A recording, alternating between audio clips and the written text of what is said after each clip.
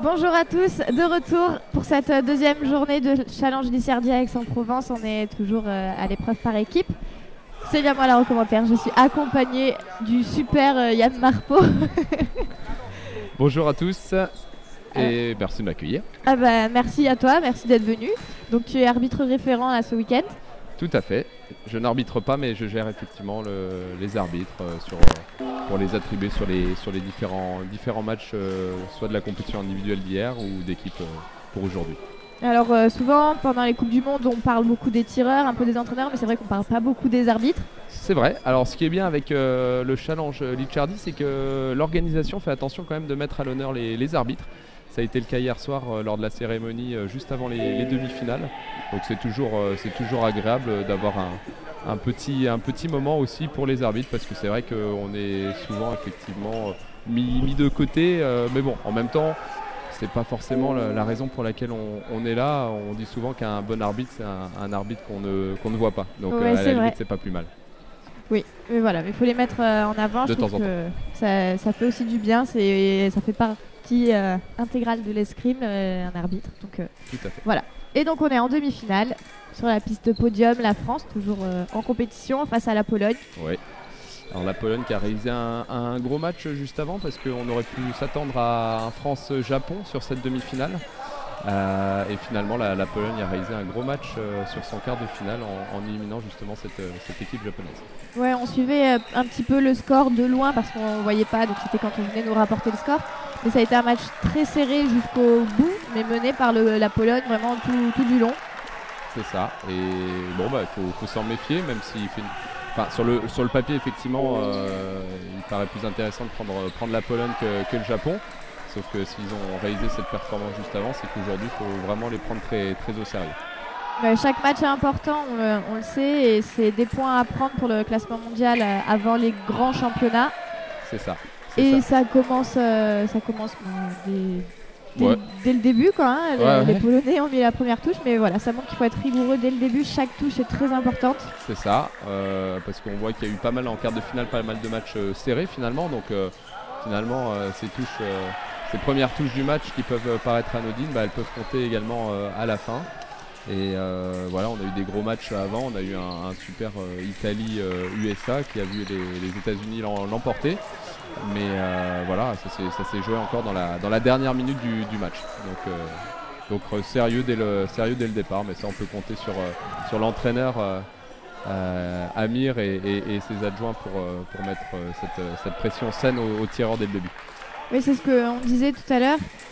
Amir a cette capacité déjà de développer une unité au sein de ses équipes qui est hyper importante, et il est toujours présent auprès de ses tireurs, et ça rend toujours un bon résultat. Je pense que c'est quelque chose de très au-delà de l'escrime de chacun. Il faut un esprit d'équipe. Ouais, c'est ça. Amir, ça fait quand même quelques années maintenant qu'il est là. Il a presque un peu grandi finalement avec ses tireurs qu'il a aujourd'hui sous sa responsabilité. Donc c'est des tireurs qui ont toute confiance en lui. Et voilà, ça fait maintenant quelques années qu'il est sur ce poste à responsabilité. Donc il commence à bien gérer ce type de match, ce type de pression, et surtout l'atténuer auprès des tireurs, parce que pour la plupart c'est souvent parmi leurs premières expériences à l'international. Donc c'est important aussi de les mettre dans un contexte positif. Quand on se retrouve en équipe de France, c'est toujours particulier pour eux. On a toujours une pression supplémentaire quand on représente son pays, et il a ce rôle justement et cette capacité à faire redescendre cette pression. J'aurais pas dit mieux. J'aurais pas dit mieux. Merci. Et voilà, de toute façon on sait il est hyper compétent et il a le poste qu'il faut. Ouais, alors on va peut-être un peu arrêter, parce que s'il nous écoute en podcast après, il va plus sortir. Non mais c'est vrai. Non, pour être sincère, c'est vrai que c'est un bon maître d'armes, et qui s'est encore une fois formé sur le tas en France. Je me rappelle il y a encore quelques années. Puis ce qui m'a toujours impressionné, c'est un maître d'armes qui est arrivé ne parlant pas un seul mot français. Il a su s'intégrer et apprendre la langue française Sincèrement, en un an, grand maximum 2 ans, il savait parler français couramment et c'est vraiment impressionnant. Il a fait tous les efforts nécessaires pour justement pouvoir arriver à ce type de responsabilité. Donc de l'autre côté, on a également, même si on le voit pas à la vidéo, on a un Russie-USA sur l'autre demi-finale. Donc la Russie mène 6-3. Donc bon, je pense que la Russie est premier au tableau aujourd'hui avec les frères Borodachev, avec une équipe quand même assez solide. Donc voilà, je pense que ça va être un match costaud parce que les États-Unis ont justement montré avant qu'ils avaient une bonne équipe avec Tourette, justement avec les différents tireurs. C'est une équipe assez homogène, les États-Unis. Ouais. Alors les Russes, ils se sont défaits de leur match précédent très facilement. Alors 45-10 et 45-15 je crois, ou pas loin. Ouais, je crois que ça a été assez rapide. J'ai vu les arbitres rentrer justement assez rapidement. Ils n'étaient pas mécontents de leur match. Et une équipe jeune, puisque les frères Borodachev ils sont jeunes et ont beaucoup d'expérience. Mais alors l'équipe des États-Unis est encore plus jeune. Et il manque leur numéro 1, Nikitkin, qui est pas là, on en parlait hier. Qui, comme il enchaîne les compétitions et en période d'examen aux États-Unis, a fait le choix de ne pas se présenter sur la piste ce week-end. Eh ben, je ne le savais pas, mais effectivement, et puis je sais que c'est des tireurs, souvent les meilleurs juniors sont aussi amenés à tirer en senior. Et qu'il y a on va dire, il y a Tokyo dans quelques jours en senior homme.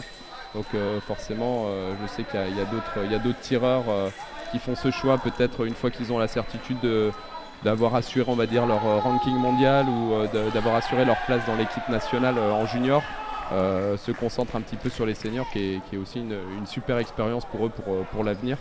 Je le vois encore le week-end dernier au CIP, il y a beaucoup de jeunes tireurs qui prennent énormément d'expérience lors de ces compétitions seniors. Ouais, les compétitions juniors, c'est quelque chose, mais faire passer un junior sur une compétition senior, c'est là où vraiment on prend toute l'expérience. Ouais, c'est ça. On le voit. Celui qui a été le plus intéressant la semaine dernière, c'est peut-être justement le petit Roger Constant qui s'est qualifié tout de suite après les poules. Et j'en discutais encore avec son papa hier. C'est vrai que c'est très formateur, même s'il a il perd 15-14 tout de suite au premier tour le lendemain. Quand on est J1, ça ne peut être qu'une bonne expérience pour l'avenir.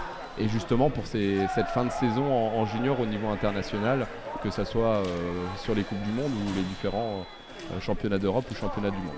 Oui, ça lui a permis d'emmagasiner pas mal de confiance aussi, parce que c'est vrai que c'est quelque chose qui lui manquait, la confiance à Constant, il faut le dire. S'il n'est pas dans sa zone de confort, c'est compliqué. Et je pense que ce week-end de CIP, ça lui a fait beaucoup de bien. Et de toute façon, c'est vrai que depuis quelques mois, il explose, il est de plus en plus fort. On connaissait son talent, mais il a eu un déclic certain qui lui permet du coup d'être là en équipe, de faire des super compètes comme le week-end dernier. Ouais, même si encore une fois là, on a l'équipe avec Spitschliger, Villard, Savin et justement Roger, qui n'est pas encore forcément l'équipe définitive. C'est un premier indice, on va dire, peut-être pour l'équipe qui se présentera au championnat d'Europe, championnat du monde, qui sera sélectionnée justement par la commission et donc aussi par Amir. Même si c'est pas définitif, ça peut donner une première indication. Et oui, c'est vrai que Constant, c'est vrai que là dans cette équipe là d'aujourd'hui et peut-être qu'il sera présente sur les grands championnats de fin d'année, on a deux J1, un J2 et un J3. Il n'y a que effectivement du groupe, je crois, qui a été tout au long de l'année. Il n'y a que Tivan qui est J3, donc c'est un groupe assez jeune et qui pour autant c'est quand même plutôt bien défendu, même si hier c'est pas forcément représentatif de leur saison. On va dire qu'un tableau de 16. C'est vrai que si on prend Udine, Raphaël, Savin avait fait 3e. Donc bon, on sait qu'ils peuvent faire beaucoup mieux que ce qu'ils ont fait hier justement. Oui, c'est vrai, leur résultat individuel hier, c'était pas à l'image de ce qu'ils sont capables de faire et de montrer. Donc, je pense qu'ils ont à cœur aujourd'hui, en plus en France, de faire une finale et pourquoi pas remporter la compétition. Ouais, c'est vrai que c'est une coupe. Quand on est à domicile, c'est toujours intéressant. En plus, on a souvent la famille qui se déplace. Les familles n'ont pas toujours la possibilité de se déplacer sur les coupes du monde. Quand justement à Udine, quand c'est dans différents pays, les familles ne se déplacent pas. Là, on va dire, Licciardi, c'est toujours un petit peu plus simple. Ah oui, là, on a dans les gradins, derrière la caméra, on a la team parents. Ouais, c'est ça. Ils sont tous assis derrière. Qui se rongent un peu les ongles, d'ailleurs. Mais... non, ouais, donc voilà, bon, pour revenir effectivement au match, donc la France mène 8-5 avec des relais pour le moment plutôt bien maîtrisés. Juste avant, nous avons vu Amir sauter de son banc pour une touche dont il n'était pas forcément d'accord. Ça peut lui arriver de temps en temps, hein, mais que très rarement, on va dire.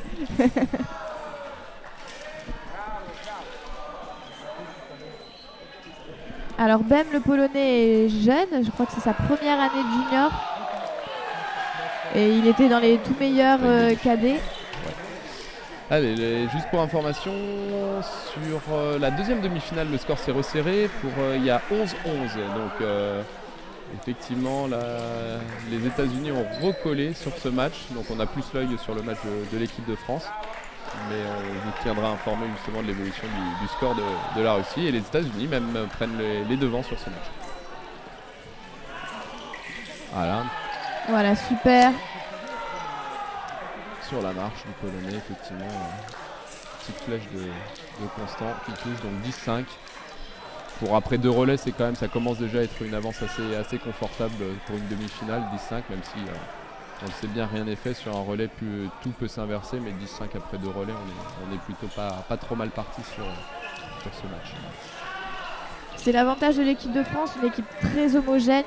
C'est 4 très très bons tireurs, c'est pas 3 plus 1. Donc c'est un avantage qu'a cette équipe. Ils peuvent se permettre de tourner, d'essayer plusieurs configurations. Ouais, c'est l'exemple de Amir. Hier, je sais qu'il a souhaité attendre le tout dernier moment pour décider de son équipe pour aujourd'hui. Bon, finalement, il n'y a pas eu trop de surprises. Je pense qu'il voulait un petit peu regarder d'autres tireurs, comme le petit Bécu, parce que je sais que ça pouvait se jouer également avec lui. Bon, finalement, c'est une équipe peut-être sans surprise pour aujourd'hui, mais voilà, il a attendu quand même le dernier moment parce qu'il voulait se laisser un maximum de possibilités. Par contre, il y a d'autres équipes, on sait, ils savent en arrivant, la plupart savent en arrivant déjà l'équipe qu'ils vont aligner. Donc là, maintenant, ils vont travailler un petit peu leur certitude et leur cohésion d'équipe justement pour la fin d'année avec les grands championnats qui vont arriver. Mais en tout cas, deuxième, alors il y a des nations quasiment toutes les nations sont là, à part peut-être mais souvent la Chine qu'on découvre souvent seulement au moment des championnats du monde.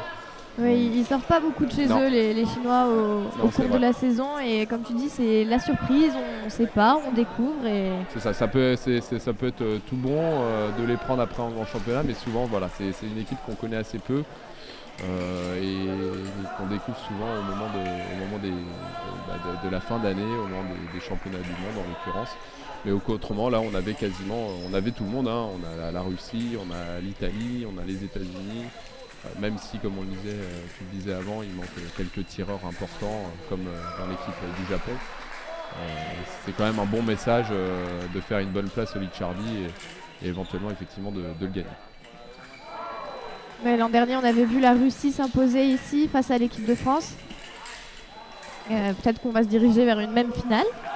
Oui, ça pourrait. Même si donc il y a 12-12, même 13-12 avec Frédéric Lerouge qui arbitre le match États-Unis-Russie. Il est sur le relais actuellement. Il a d'ailleurs arbitré, on parlait d'arbitre avant, il a d'ailleurs arbitré la finale hier. Donc voilà, c'est plutôt aussi pour les arbitres des matchs intéressants à arbitrer avec une pression quand même intéressante parce qu'on est quand même sur une demi-finale de Coupe du Monde. Donc c'est toujours intéressant d'arbitrer à ce niveau-là.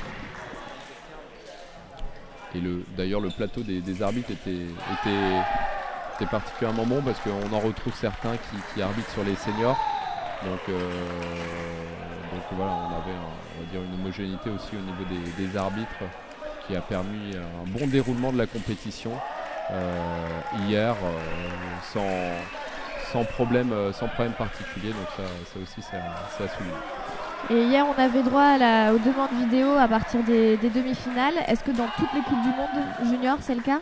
Non, non, non, non, non. La vidéo, alors de plus en plus, elle se développe de plus en plus, mais c'est vrai que c'est quelque chose qui se développe énormément en France, justement grâce à Capcom, je sais que maintenant ils essayent d'être sur même sur certains circuits nationaux, sur les championnats de France, et forcément une Coupe du Monde qui a lieu en France.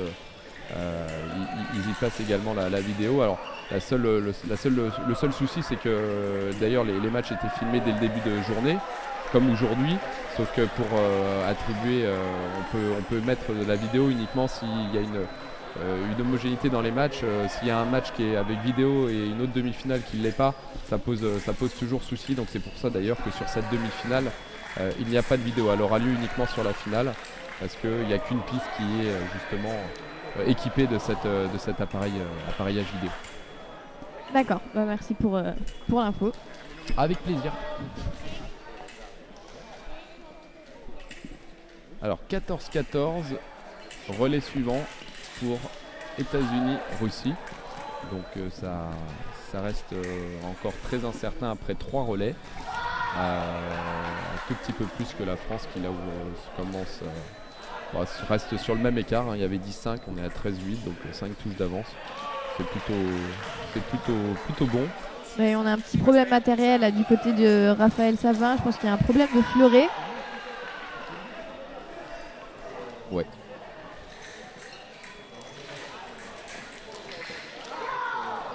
Alors, Raphaël revient sur la piste. Voilà le poids habituel là, qui teste effectivement le fleuret. Tout est bon, on va pouvoir repartir.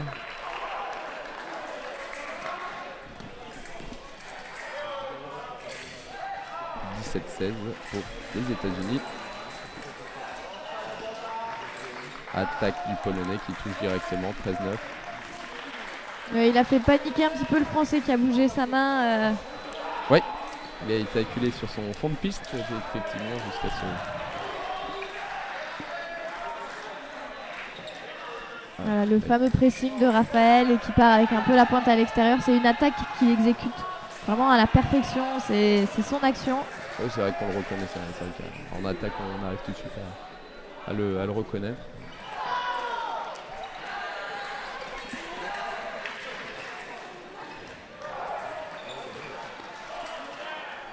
Remise attaquée parée, pas de riposte du Polonais. La remise immédiate de Raphaël touche non valable.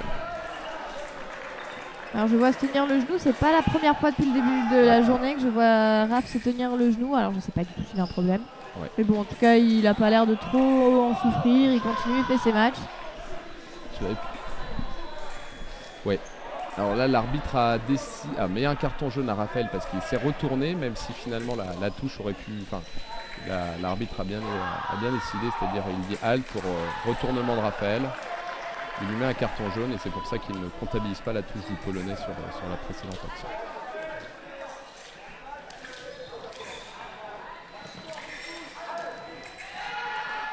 Il reste 20 secondes, un peu moins de 20 secondes dans ce relais. Attaque du Polonais, il y a recherche de fer de Raphaël et il y a une attaque directe du Polonais. Donc pas de discussion. Non, pas de discussion sur cette touche. Il le savait de toute façon, Raphaël, hein, et on a vu... Ouais. Justement, c'est rarement les tireurs, là dans cette équipe de France, on a rarement les tireurs qui viennent interpeller l'arbitre directement. Ils savent que justement Amir est là. Et donc, Amir s'en occupe. Amir s'en occupe, tout à fait. On n'ira pas jusqu'à la fin jusqu'à la 15e touche. Le plus c'est de défendre ce 3 points d'avance parce qu'on est parti. Voilà, c'est fini. Donc on est parti à 10-5, 13-10. Donc la Pologne recolle un petit peu dans ce match. Bon, 3 touches, hein, comme on le disait, hein, 5 touches, rien n'est fait, encore moins à 3 touches. Mais on est devant, c'est le principal, il faut rester devant. Et c'est ce qu'il faudra jusqu'à la fin. Bon, ouais. Je vais devoir m'absenter, je vais devoir justement aller attribuer les arbitres pour le tour suivant, pour les finales et la 3e place ainsi que les matchs de classement. tout cas, c'était un plaisir de commenter avec toi. Ben, merci beaucoup et puis à bientôt, à tout à l'heure si tu veux. À tout à l'heure, avec plaisir. Allez, bon courage. Merci beaucoup. Alors, je suis toute seule. On est toujours sur la piste podium. 4e relais qui va commencer sur sa demi-finale entre la France et la Pologne. Constant Roger qui est en piste face à Borowiec, le Polonais.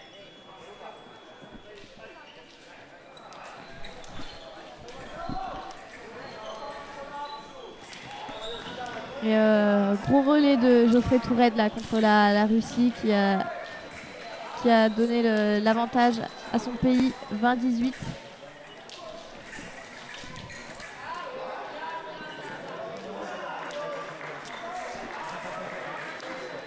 Je dis Borowiec, mais c'est Jurkiewicz qui est en piste.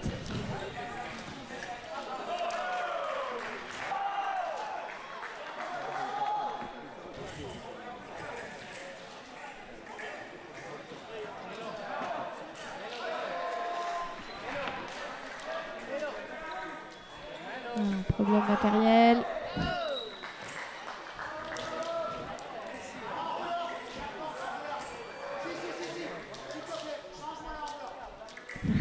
Et le coach français Amir qui demande à ce qu'on change l'enrouleur côté polonais.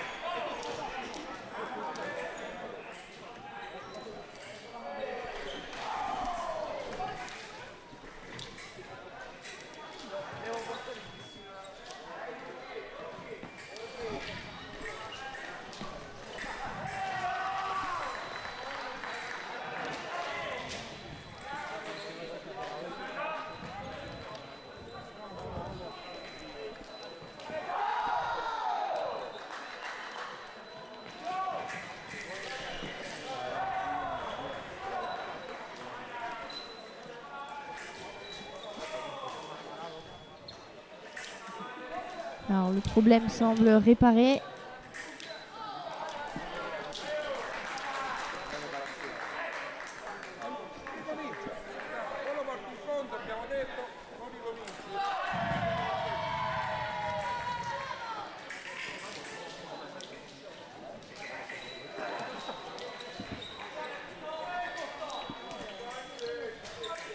Ouais, c'est bien, belle touche de Constant. Là, l'objectif, ça va être de reprendre de l'avance. C'est bien, 2 touches de rang comme ça. Il faut continuer, rester rigoureux, ne pas se précipiter. On a le temps.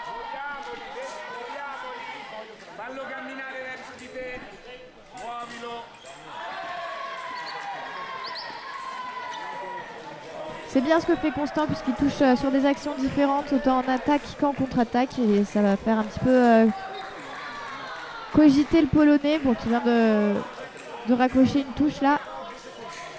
Mais c'est bien quand un tireur arrive sur des touches de rang à mettre de l'attaque, de la parade ou de la contre-attaque. Ça permet un petit peu de montrer qu'on sait faire plein de choses et ça fait douter son adversaire.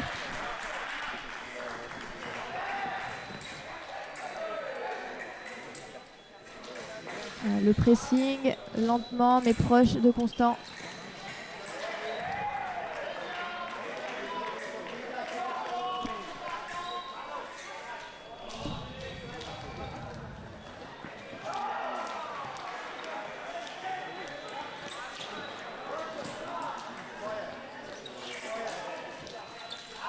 Ah, super. Et l'écart qui augmente entre les deux pays. C'est un super relais que fait Constant. Il faut qu'il reste concentré. Il a encore 3 touches à mettre.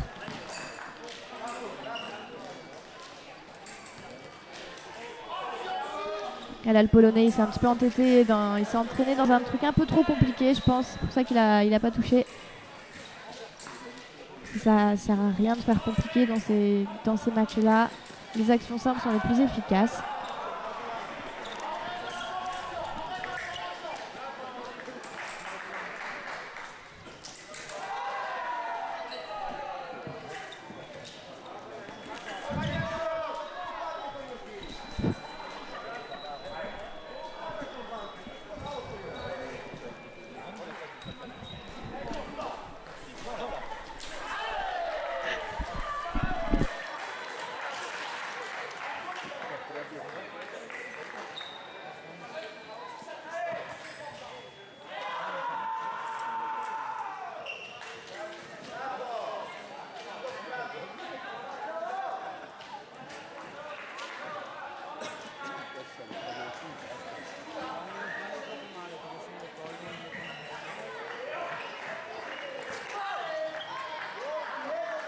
Attaque non valable du Français.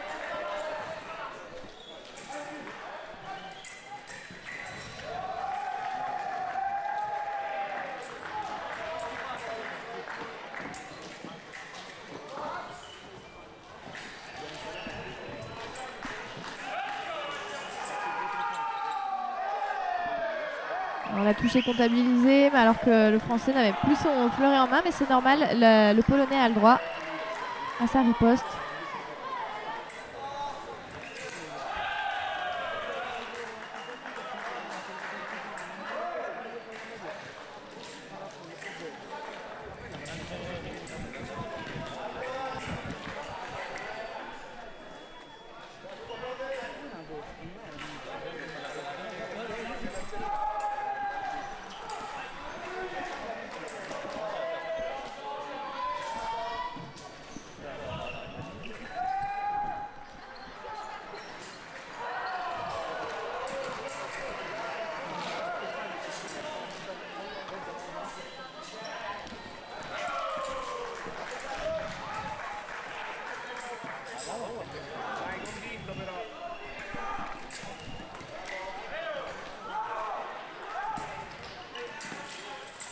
La contre-riposte, la touche va être comptabilisée alors que côté français on demande le bras. Forcément on ne peut pas demander de vidéo comme l'a expliqué Yann, il n'y a pas la vidéo sur cette demi-finale.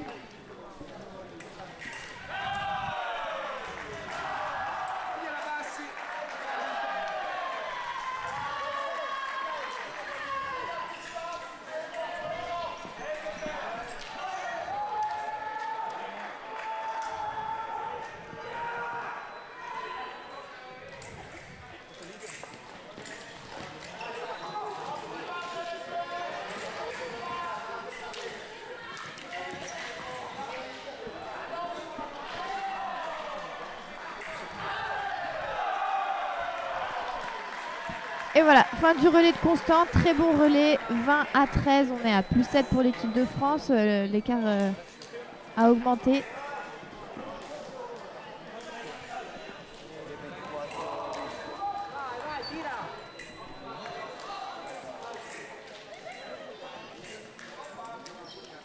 Alors que sur notre demi-finale, j'allais dire la tendance s'est inversée, mais au moment où je dis ça, il y a Marcelo Olivares qui égalise. 24 partout entre Russie et États-Unis.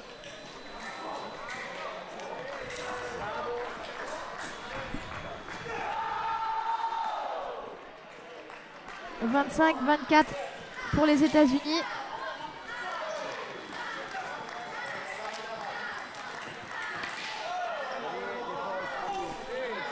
Allez, c'est parti. 5e relais. Armand Spichiger pour la France, Borowiak pour la Pologne.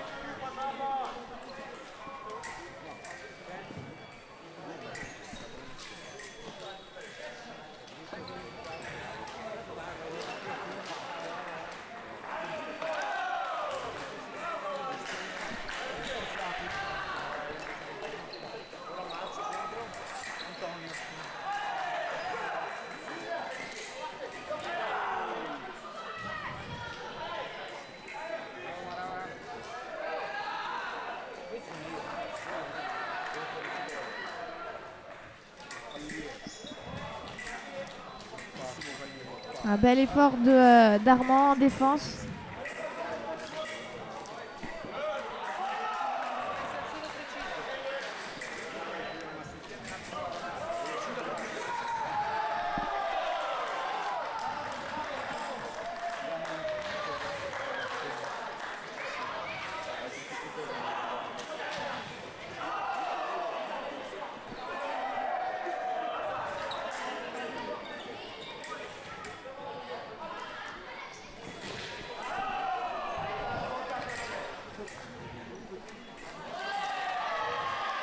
Une belle attaque.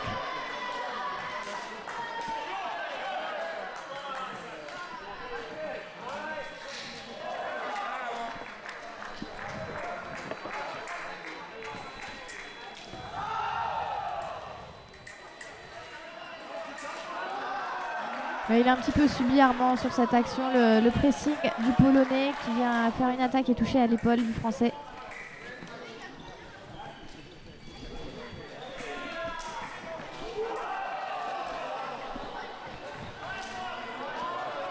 Attaque non valable.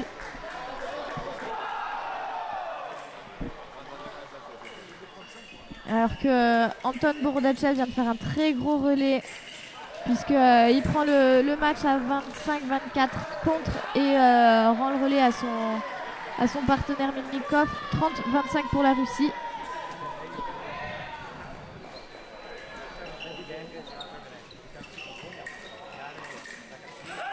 Parade riposte non valable. Armand s'est retrouvé un petit peu trop proche de son adversaire pour arriver à placer la riposte.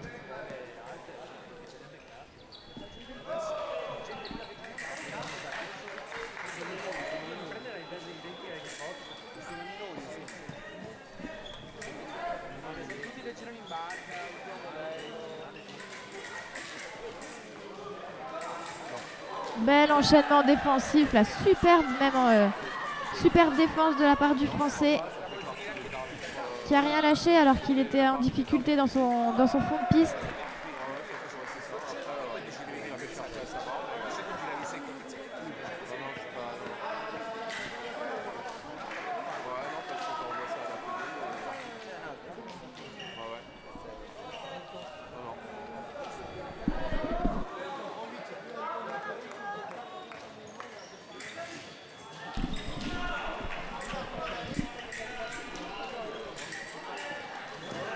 On est encore en fond de piste côté français.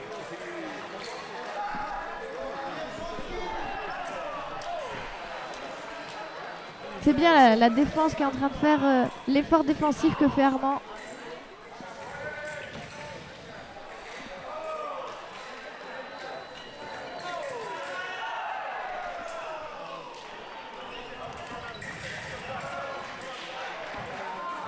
Là, l'attaque au fer est non valable d'Armand.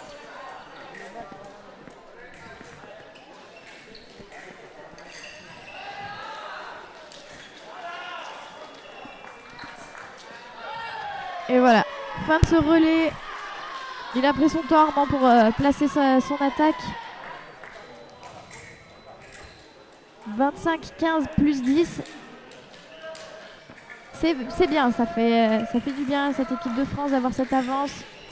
Il reste encore 4 relais, c'est important. C'est pas fini, il faut rester rigoureux.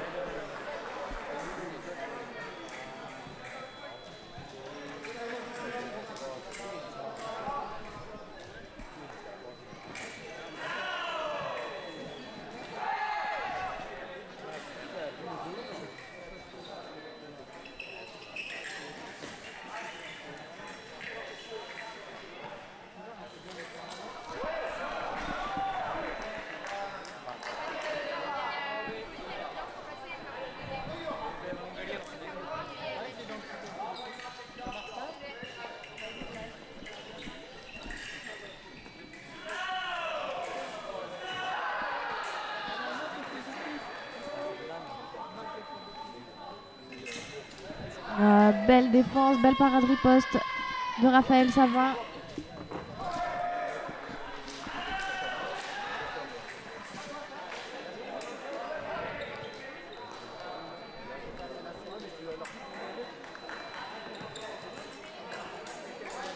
Parade riposte non valable.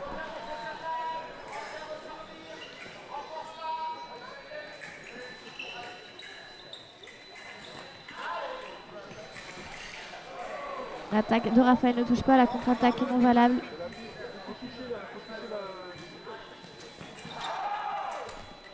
Voilà, belle attaque de Raphaël. La fameuse.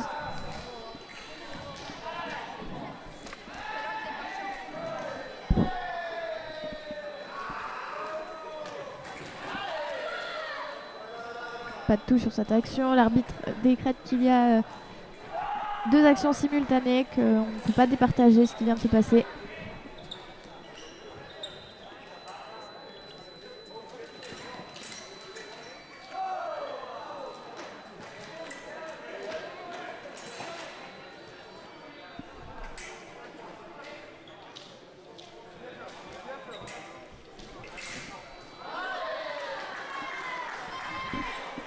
Allez, c'est bien, ça fait 3-0 pour l'instant dans ce relais.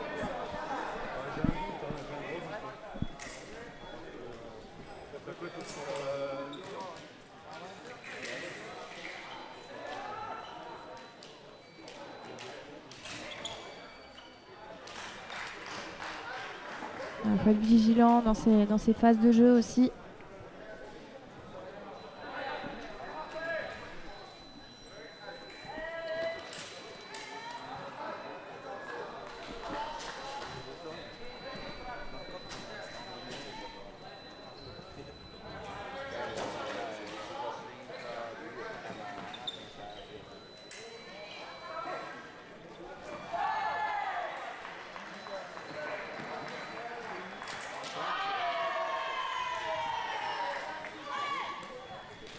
Grosse attaque la portée par Raphaël Savin.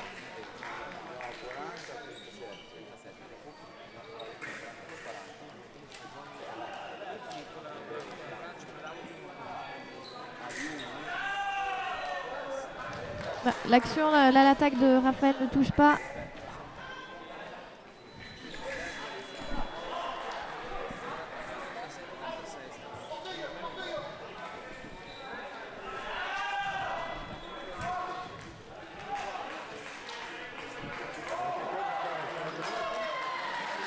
Et voilà, 5-1, ça fait du bien. L'écart augmente à chaque relais, 30-16. On entre dans les 3 derniers relais. C'est Constant là qui va entrer en piste. Constant Roger pour la France.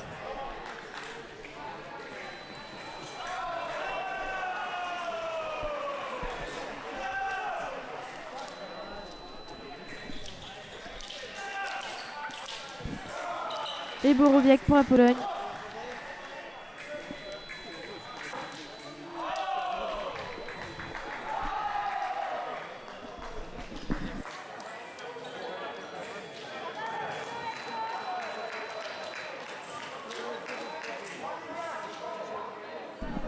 Et l'autre demi-finale, la Russie qui est toujours devant, 34-27 face aux États-Unis.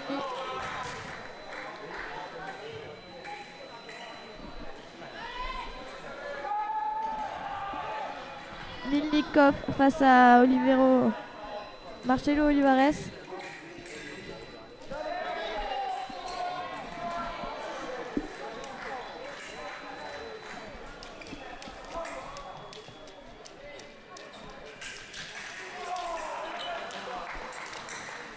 Et la contre-attaque, Constant qui est venu fermer la cible, le ventre, sa carte, pour éviter la touche du Polonais.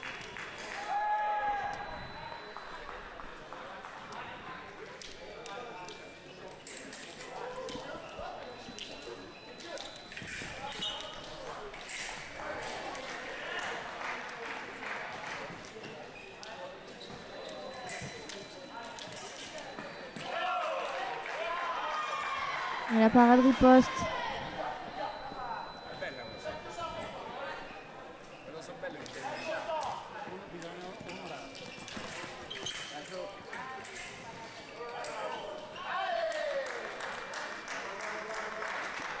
C'est pas la première action de Constant qui touche.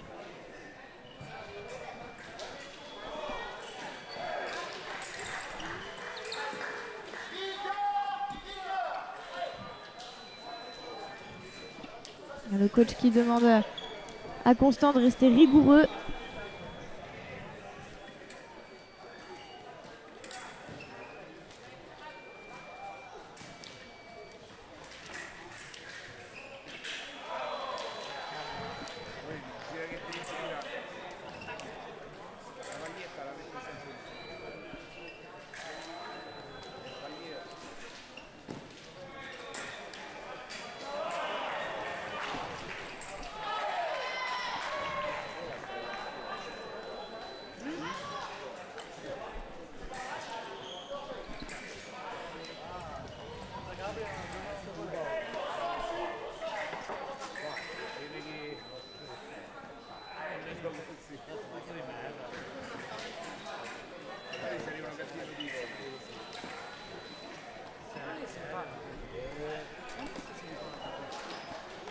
Il faut faire l'effort jusqu'au bout. Je sais que c'est compliqué, surtout quand on mène, qu'on est devant comme ça, mais il faut faire l'effort.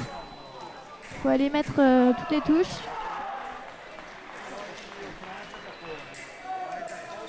Voilà, super.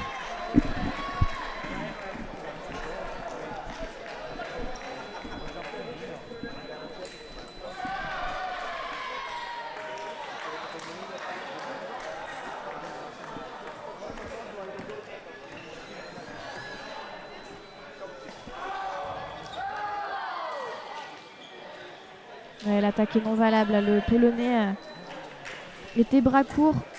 L'arbitre l'a sanctionné.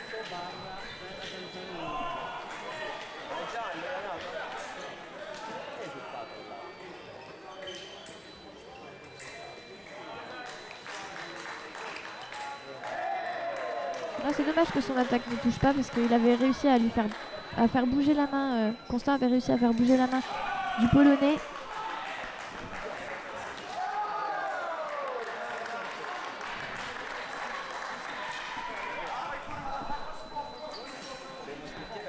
Alors on n'est pas trop d'accord côté français avec la décision de l'arbitre.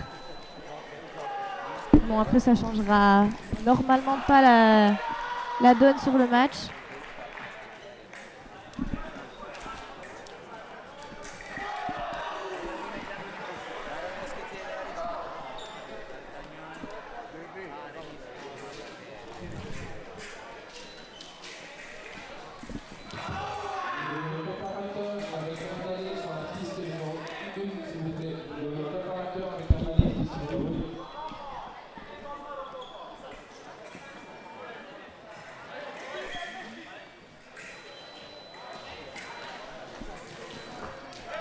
Allez, on est reparti, une touche à mettre.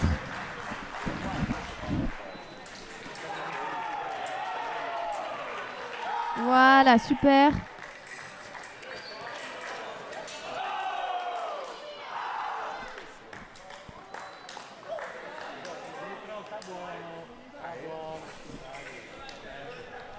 On va entrer dans l'avant-dernier relais. Raphaël Savin qui entre en piste.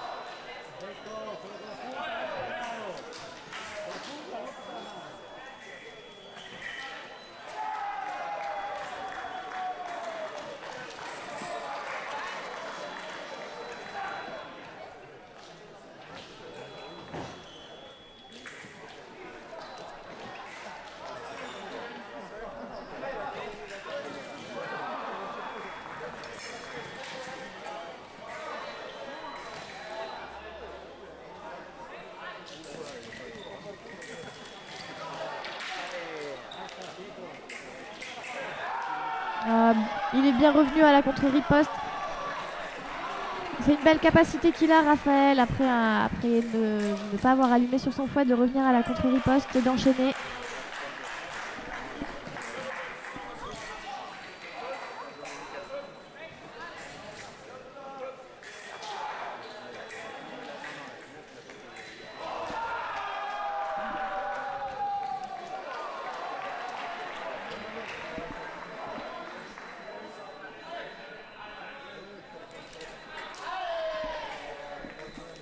Voilà, super.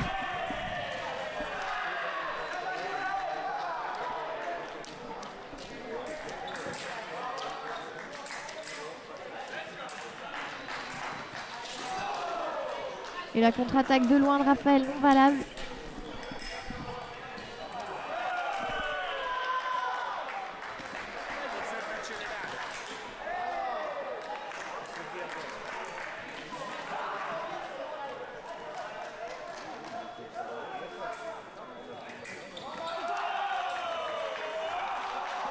Attaque non valable. Ça va vite avec Raphaël, hein. Il va à 1000 à l'heure et le Polonais il fait ce qu'il peut.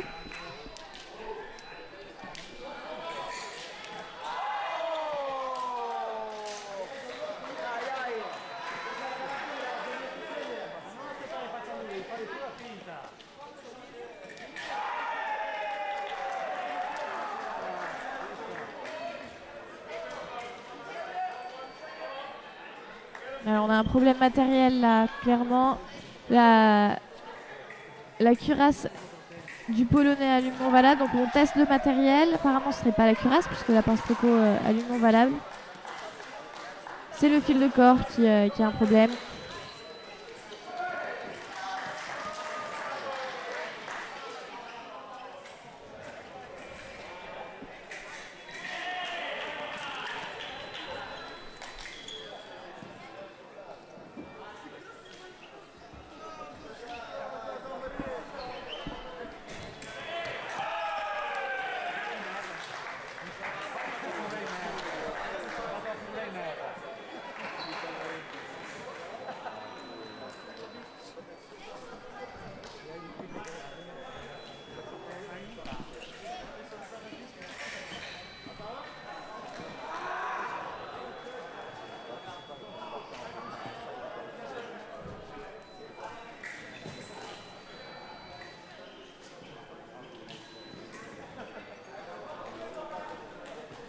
Petit point sur l'autre demi-finale.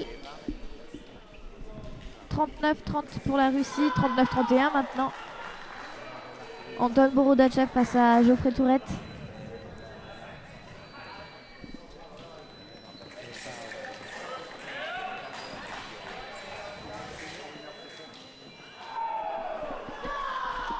Allez, on est reparti sur notre demi-finale France-Pologne.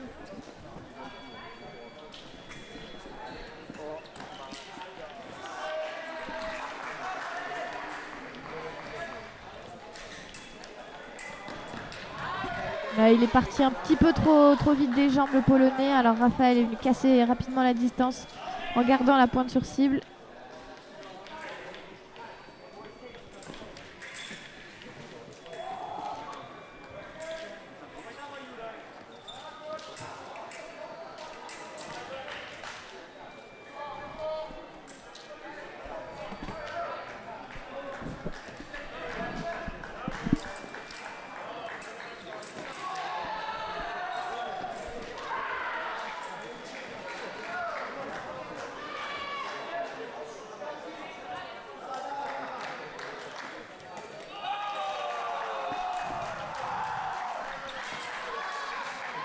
Une dernière touche.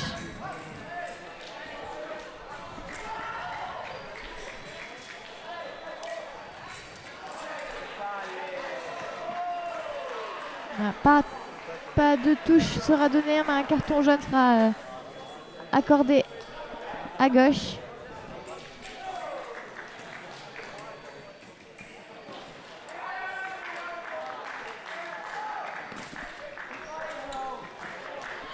Et voilà, l'attaque de Raphaël Savin, 17 touches d'avance à l'entame de ce dernier relais.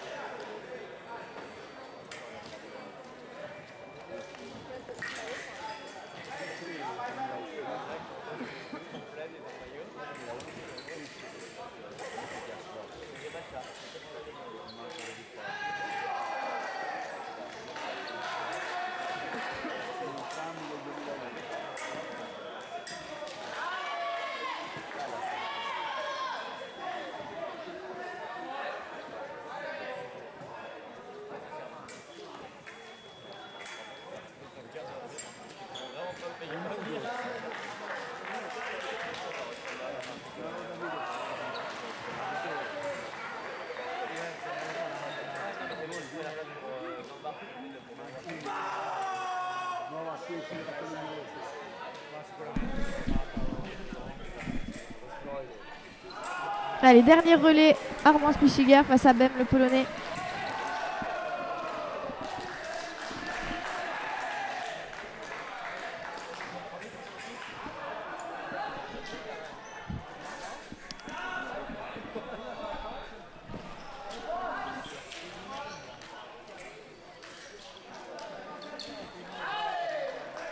L'attaque de gauche, 42-23.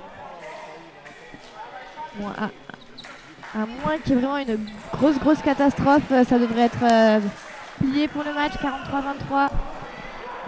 20 touches d'avance dans le dernier relais. Ça me semble très compliqué pour la Pologne de revenir. Ah, super contre-riposte.